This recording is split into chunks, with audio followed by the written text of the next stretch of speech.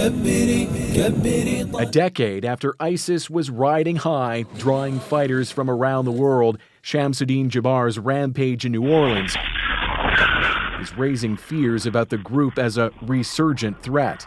He was 100% inspired by ISIS. Instead of the gruesome beheadings the self-styled Islamic State became known for, supporters now encourage violence on social media and encrypted platforms. With clips like this one we found, posted after the New Orleans massacre, calling for more attacks in the U.S. Despite the fact that ISIS as an organization is very different than its heyday in Iraq and Syria going back a decade, the message still resonates. CBC News has learned just last month, police arrested a Toronto area teen accused of planning to leave Canada to participate in the activities of ISIS. Weeks before, the RCMP said it foiled an ISIS-inspired plot to attack a Jewish center in New York. Mr. El-Didi, how do you respond to the allegations? Did you commit war crimes overseas? All of it as Ahmed El-Didi stands accused with his son of planning a mass murder in Toronto, years after he allegedly dismembered an ISIS hostage on video. There has been a lot of terrorist plotting, planning, and recruiting in Canada that the RCMP have been disrupting.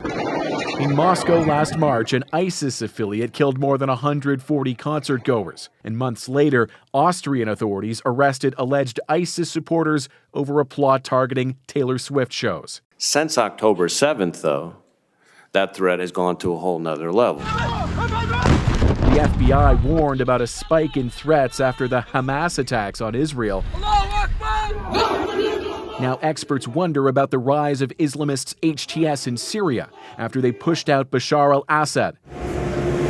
What it will mean for ISIS with the added twisted publicity of the New Orleans attack. ISIS is going to get a lot of propaganda value out of this specific attack.